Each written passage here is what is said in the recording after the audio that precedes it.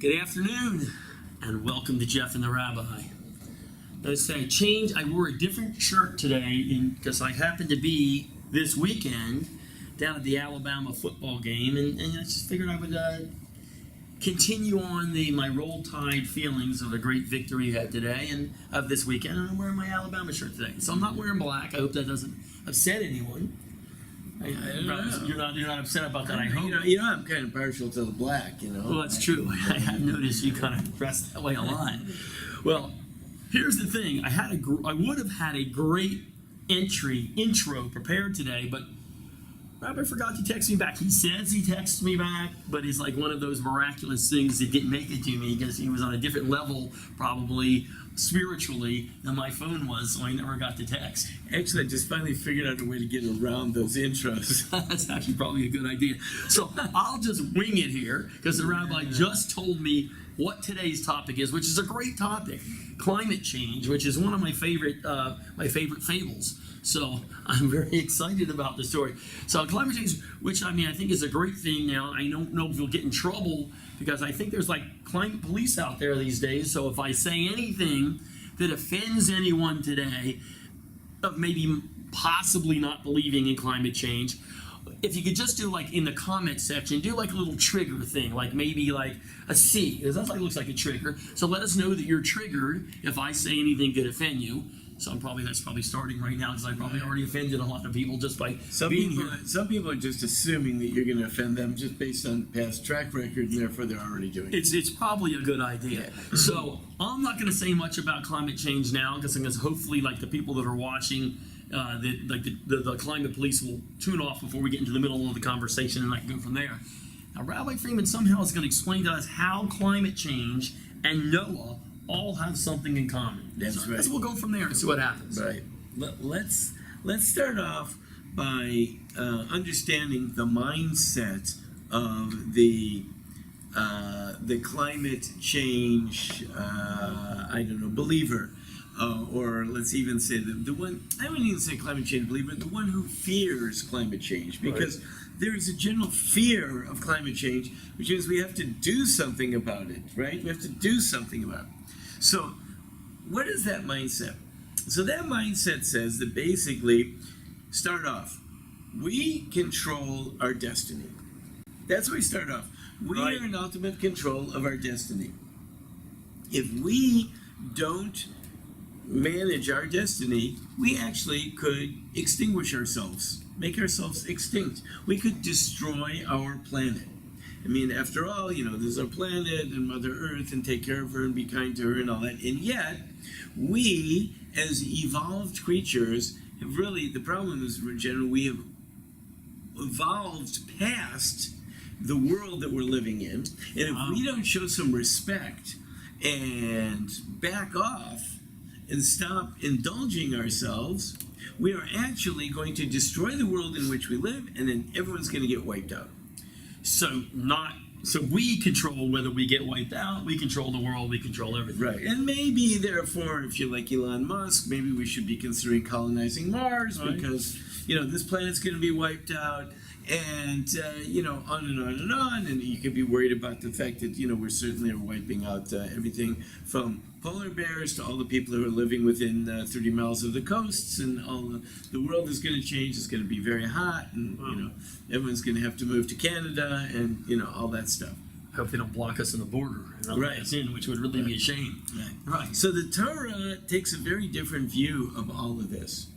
The Torah says that God's in control. Wow, okay, a little bit different than Al Gore. Right, okay. Right. Now, God's in control. Now, therefore, if we are going to go extinct, it'll be God that makes that call. And if he wants us to. Now, you might say, well, maybe if he sees us keep polluting the world as we do, he'll make us extinct. So the answer to that would really be, I don't think so. And the reason I don't think so, and the reason the Torah doesn't think so, is because God has a project here. According to the Torah view, man was created by God. That means there is a purpose. So to let man extinguish himself would really be kind of a waste of everyone's time. Wouldn't make sense. Right? He's got a project for man, and he wants to get man to a certain point. Now, let's take a look back at the story of Noah. This will be very indicative to us as to where God's going. God created the world. He didn't like the way it turned out. He was very upset at the generation of Noah. It was not turning out the way he wanted. Let's go to the first step. He created man, Adam, Eve, put them in the Garden of Eden. There's the biblical story. Right. They didn't follow instructions. He said, okay, I put you in this beautifully perfect world with everything at your disposal, but you didn't listen to instructions. So I'm going to kick you out. Now that you've been kicked out, I want you to earn your way back in. Turn the clock ahead 10 generations. God says, no one's earning their way back in. As a matter of fact, they're just making it worse and worse and worse. And everyone is degenerating even more, and the world is full of graft and grabbing, and it's horrible. So God says, I'm going to pull the plug. I'm going to pull the plug. Not going to let you pollute your way out of this. No one else is pulling the plug at that time, right? Right. Okay. I make the call. We're going to do a flood. And I'm going to restart again with one family. We're going to do a redo. We'll see. We're going to try a different method. We're going to try again with this other family. However, since I have tried this method, everyone, and it didn't work out, and I had to flood y'all out of there. So what I'm going to do next time is I'm not going to do that anymore. No more floods. He says that. Not doing this. No again. more floods. Right. Lo osif od lekalel es adam. I'm not going to curse the earth anymore, God says. And I'm not going to bring a flood anymore. As a matter of fact, he even put up a little sign. He said, every time you see a rainbow, that will remind you that God promised I'm not going to do floods anymore, and I'm not going to destroy the people anymore. I've got a new method. But then he goes even a step further, and he says, I'm going to make certain basic promises. And one of those promises is planting and harvesting, hot and cold, day and night, will no longer cease. There are certain things that I'm going to put into action. A world, a functioning world, as it's functioning, with hot seasons and cold seasons and planting seasons and harvest seasons. It's going to keep going. I promise you, it will not stop. No, if he promised it won't stop, what that really means is you can't stop it. So if you think you can stop it, that's like, what's that word? Chutzpah. A little bit of chutzpah there, thinking that There you go. you can go against the word of God. Right. Now, that doesn't mean that everyone has a right to just indiscriminately do whatever the heck they want to do. And it doesn't mean that the temperatures might not rise in certain places. And it doesn't mean that maybe carrier pigeons aren't going to become extinct. Or maybe, who knows, maybe we'll even lose the polar bears. No. I don't know. No. Okay. I don't know. And I don't know like then what Coca-Cola would do without That polar would be bears. sad. I don't know. But By it the way, does, polar bears really aren't that nice. Everybody's talking about let's not lose a polar bear. You meet a polar bear, you better run. You better run as fast. And in fact, you have to run very fast because he's probably going to catch you and he's going to kill you. that's And eat for you. sure. And certainly if you're a seal. Yeah. Yeah, then That's right. We love the seals. Yeah. That's got to be a dilemma. Right. Yeah. For As a matter of green fact, person there. I actually saw a picture of a polar bear eating Ooh. a seal pup. I Oh. thought that was like horrific. Oh, that's horrible. Right. And you know something? Yeah, those polar bears, if they had their way, they would eat them all. Yeah, they would. Yeah. So you green people ought to think about next time you're defending the polar bears. Right. Okay. But the bottom line is, we can alter things within certain parameters. But to talk about catastrophic, where the whole world's going to be destroyed, no. God says that can happen like that. Why? Because God says, I want you to work on yourselves and develop yourselves. So don't be worrying about like destroying the whole world. Worry about, do you recognize who's in control? Again, this is kind of like suicide. A person commits suicide, according to the Torah, historically. Nowadays we have mental health issues, but historically suicide was viewed as heresy. Because you're saying to God, you don't decide when I leave, I decide when I leave. Yeah, all right. That was considered to be heresy. Climate change is a certain form of heresy, meaning it's in our control as to what we're going to make of this world or not. Now, that doesn't mean that don't have to take care of our world and nurture it and make sure that it keeps producing for us. But to get to the point where we might all go extinct, where mankind will like cook itself right out of the world, God says, no, it's not going to happen. More likely what will happen is some other change will come along and things will be fixed up. And, whatever our circumstances are now, just like, in the 1890s, they were worried about all the horse manure, like was just going to make it impossible for people to live in cities anymore because the world is, New York City was being covered by feet of horse manure. I'm still a little worried about that. Then someone came along and invented an Emissions. automobile, Right. and no one's worried about horse manure anymore. And now they're worried about emissions. So then someone will come along and invent something else. Then they won't worry about emissions, but they'll worry about a new problem that'll come up because there'll be a new problem. There'll always be a new problem. Just like every day, we all go to bed every day, and we hope that God is going to someone is going to cure cancer. Well, true. Yeah, Yeah. we all wish that'll happen. I hope that tomorrow I turn on my computer and boom, the news is cancer has been cured. That would be phenomenal. The only problem is that if cancer is cured, there's always the problem of Treg down 3. Well, okay. I don't know what Treg down But it 3 sounds is, like it's but pretty God bad. can certainly make that, and it could be as worse as cancer. Because Then something's we'll going have to end up killing us if it's not. if God wants there to be cancer, it's going to Right. be cancer. And if he doesn't, he can make something else or he can make nothing else. So where does this all go back to? It's a fascinating midrash. Listen to this one, it's so interesting. Noah's name was called Noah. Noah means comfort. His father named him Comfort because he felt Noah was going to bring comfort to the world. You know what Noah did? Noah invented the plow. How do you like that? Okay, he did.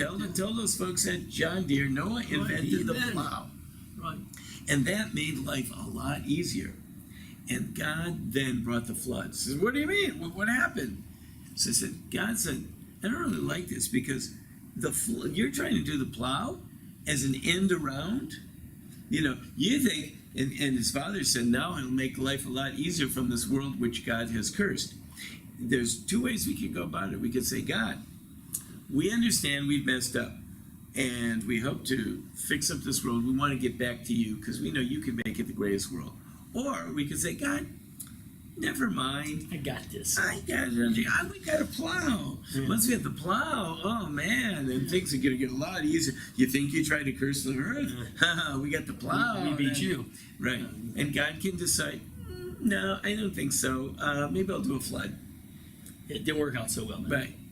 So if he wants, he can say, great idea, plow. That is my way of helping you get out of the mess that you got into. Because if the plow is associated with your coming back towards more godliness, then it's a wonderful Right. thing. But if it's being used to do an end around on me, sorry, I'll do a flood. Well, my problem here is now you're really speaking heresy. We talked about heresy. You're speaking heresy in the world we live in today. In fact, I think he might have even been the last president who said that this is a settled science, and that any of you out there that don't believe in climate change, you're like a flat earther. You're so far gone and so far ancient in your opinions. You're like saying the world's flat. What do we do in a society where it's turned around so much that now you are accused of heresy, of even speaking these things? Well, that God's it is told? heresy. It is Okay. absolute heresy because heresy is that I believe that even if the science says, and the science is true and proven in the laboratory, that this is going to happen, it might not. Why? Because God still has to decide whether the science is going to happen or it's not going to happen. So you're right. It is heresy. On the other hand, science is heresy of the more classical form, which means that the only way things can happen is according to the scientific model. We believe that that is one model, but there's another model. There's a God model, and God's always above the science, and he can manipulate that to go whichever direction he wants. And God doesn't have to fake those emails either to make everybody believe that the climate's Right.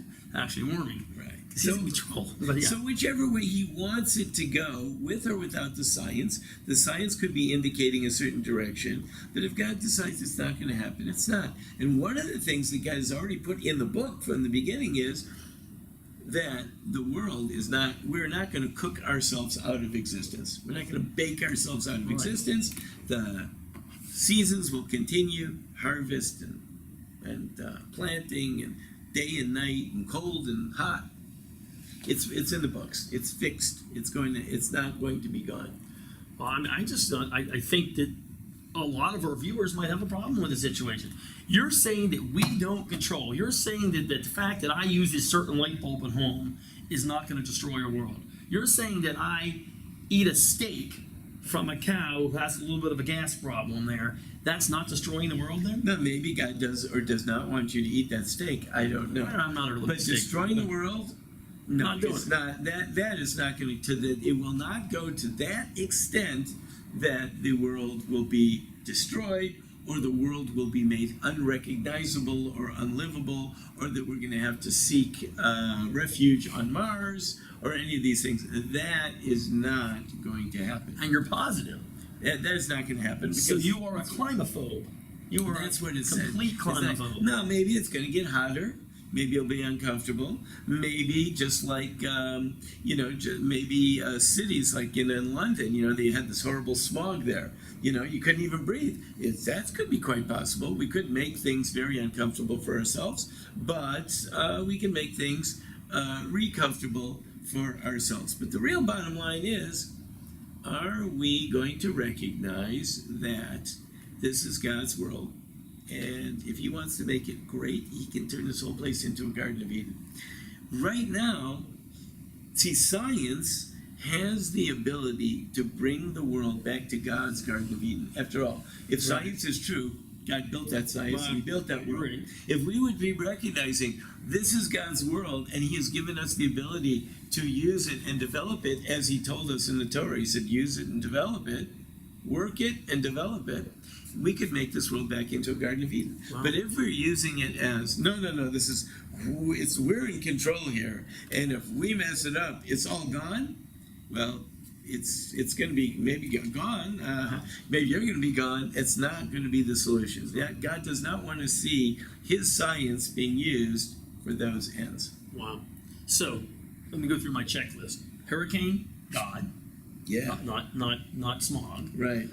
Earthquake, God. Yeah, right, pretty much. Wow. Yeah. Summer, God. When it gets hot in the summer, that's Right, God. right. Maybe even smog too. Who knows? So I'm having a tough time with this because I'm afraid when I leave here today, the epithets that will be thrown at me, the things that will be said about me, just because I know you. You're usually worried about your relationship Right. with me. Now I'm worried because Right. that rabbi guy said that God is not. You were not going to destroy this world. Right. So maybe we need to be thinking reputation. more about our footprints that we leave in life more than our carbon footprints. Maybe we need to be thinking about our footprints. Where are we? Who are we? How do we react towards other people? What do we believe? What do we understand about this world? Where it is? Where this beautiful world came from? And what we're doing with it? And do we have the right to use it? Does God intend it? Is this the way God intended us to use it? Or is this not the way God intended us to use it? That might put us on a better track than worrying about particularly our carbon footprint or not. Matter of fact, I think even all this worry about the carbon footprint is a great distraction from thinking about should we be living a moral and ethical life. That footprint might be important. So I could probably say that 90% of rabbis don't believe in climate change. I can't, because they say 90% of the climate, I don't know what a climatologist is, by the way, but I'm sure it's something important.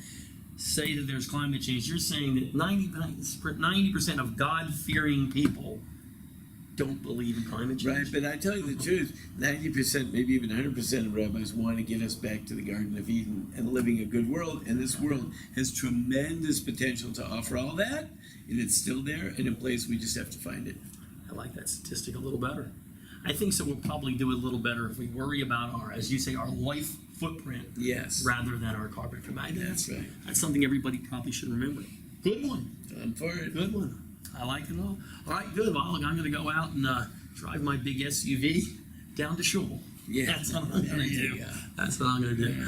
All right. Well, we'll see you next week. Give a few poor people a ride. Right, of course, I'll pick up some people. See you next week.